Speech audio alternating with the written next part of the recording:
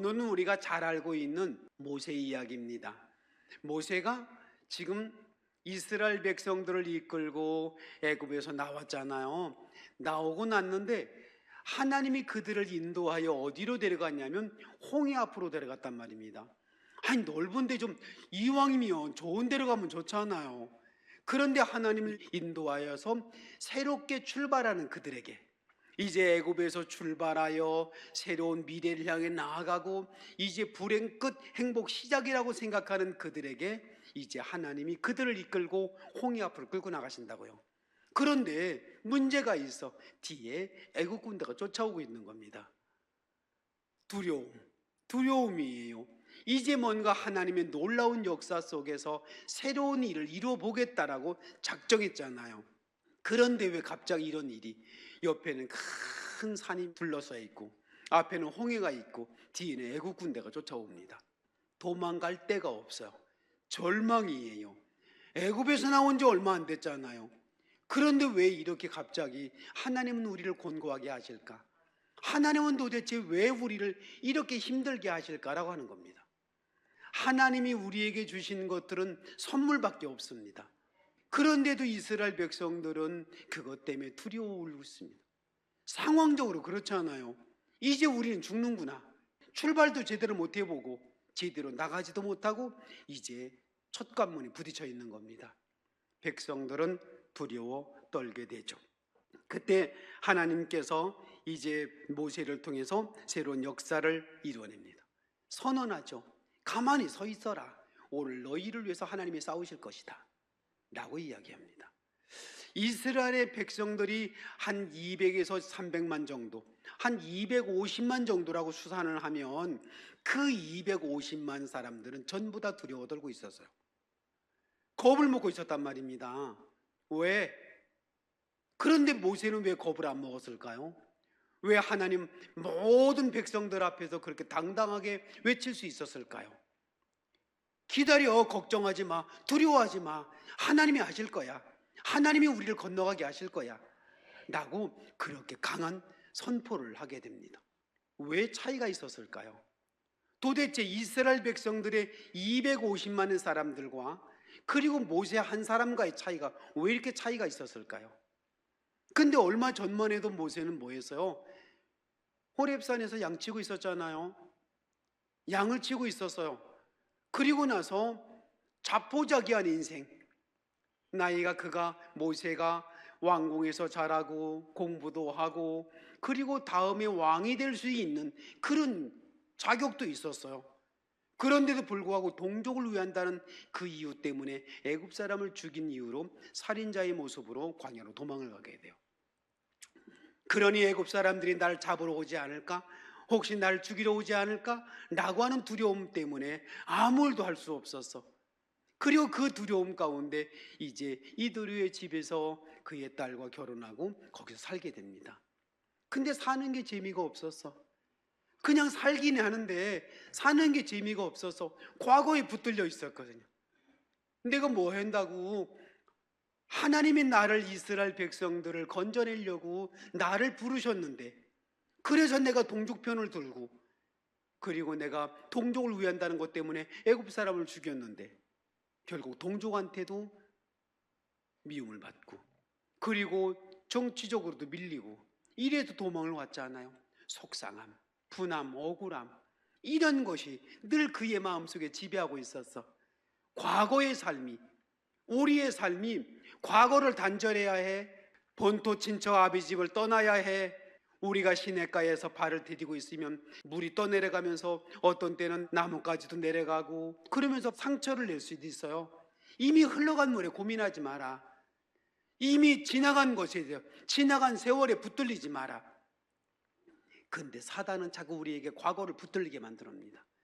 이 모세가 40년 동안 여기에 붙들려 있었어. 왜요? 의욕이 없었거든.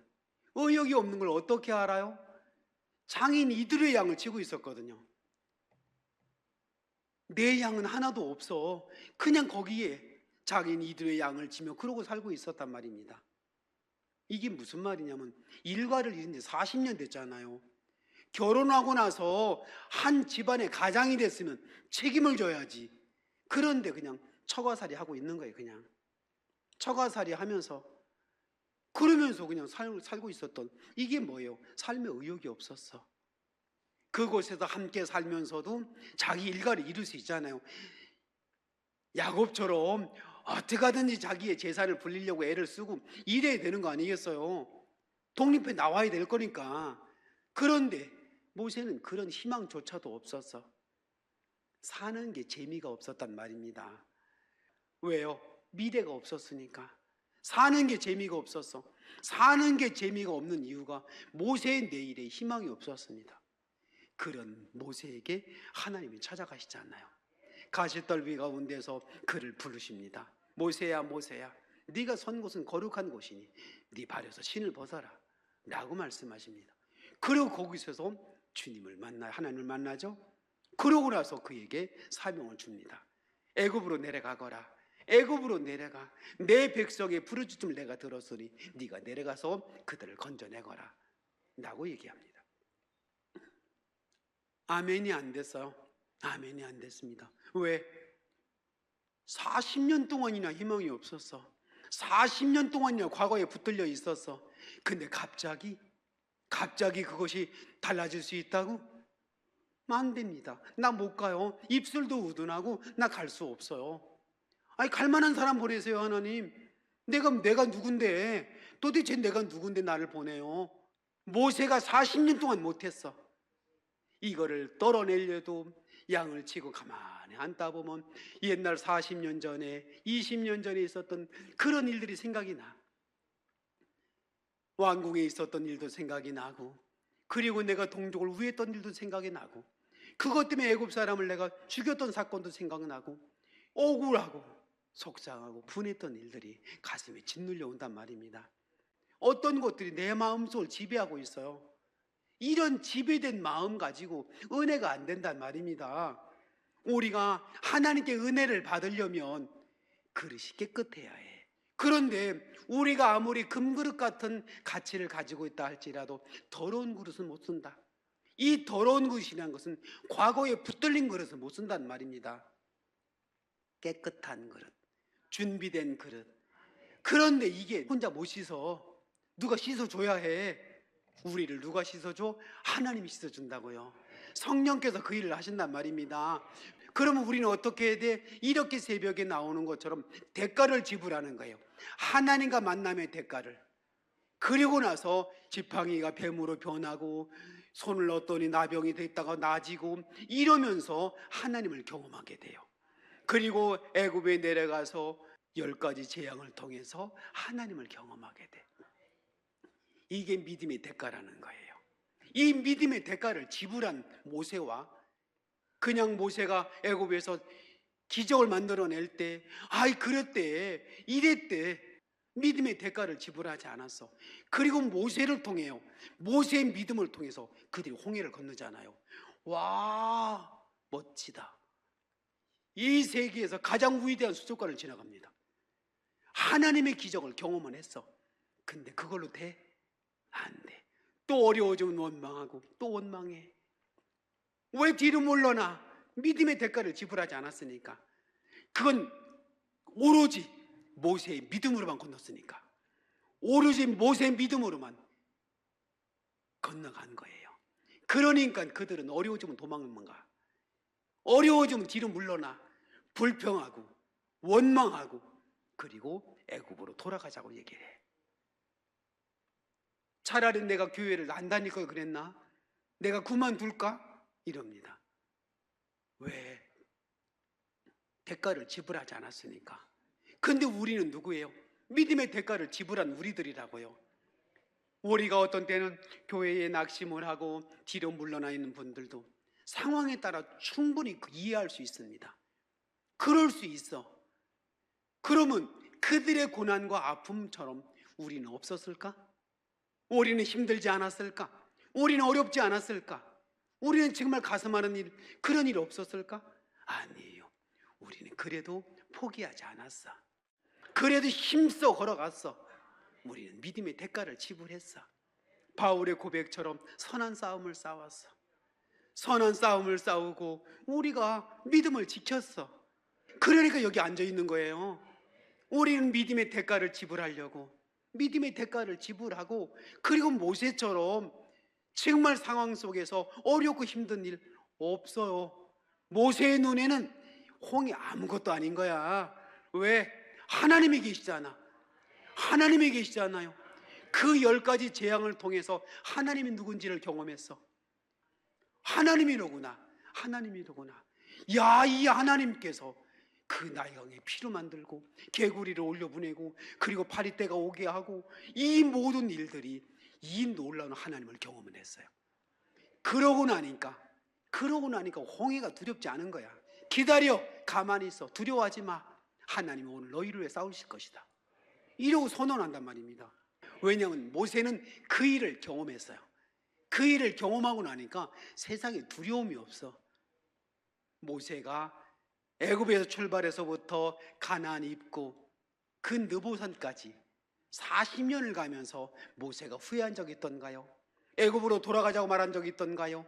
하나님을 의심한 적이 있었던가요? 없어요. 그가 만난 하나님, 내가 만난 하나님에 대하여 모세는 원망하지도 않았어. 뒤로 물러서지 않았어. 왜? 내가 만난 하나님이었으니까. 대가를 지불하고 하나님 만나야 합니다. 이스라엘 백성들이 그냥 하나님 얘기를 듣기만 했어. 그리고 10가지 재앙을 통해서 그냥 듣기만 했어. 간접 경험 안 돼요. 간접 경험은 역사를 이룰 수 없습니다. 간접 경험은 하나님을 알 수 있는 것이 되지만 하나님을 믿는 데까지 나갈 수 없습니다. 믿음의 대가를 지불해야 해요. 우리의 삶 속에서 우리가 원하지 않는 상황이 올 수도 있을 겁니다. 분명히. 그럴 때 넘어가 보자. 하나님의 거룩한 은혜 가운데 넘어가 보자. 하나님 앞에서 한번 해보자. 말씀을 정리하겠습니다. 하나님, 내가 믿음으로 믿음의 대가를 지불하고, 정말 믿음의 대가를 지불하고 우리의 가정을, 축복의 가정을 만들겠습니다. 우리의 자녀들 믿음의 사람으로 세우고 그들을 하나님의 거룩한 자로 세워가는 내가 하늘의 통로를 열겠습니다. 내가 믿음의 사람이 되겠습니다. 내가 우리 가정을 살려내는 믿음의 사람이 되고 우리의 기업을 만들어내는 그런 멋진 믿음의 사람이 되겠습니다. 이렇게 결단하고 기도하시고 우리가 이제 내가 살아도 우리 찬양하고 우리 주여 삼창하고 동성으로 기도하도록 하겠습니다.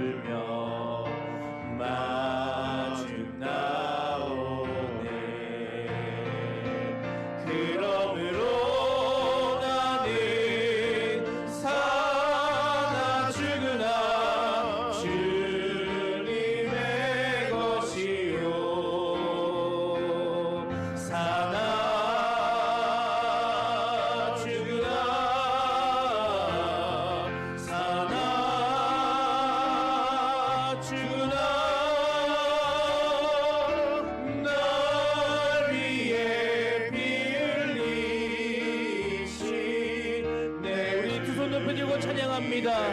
그러므로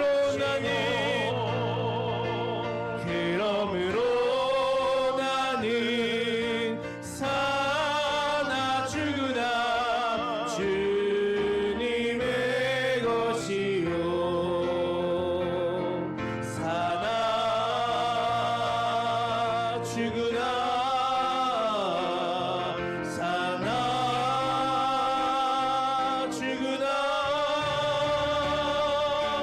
날 위해 피 흘리신 내 주. 우리 마지막으로 한 번 더 고백합니다. 그러므로 나는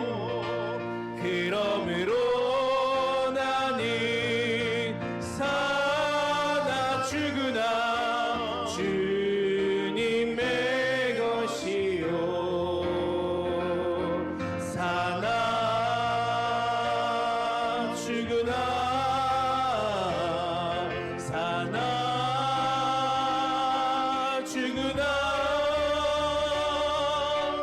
날 위해 피 흘리신 내 주님의 것이요. 우리 주여 삼창하고 동성으로 기도하겠습니다.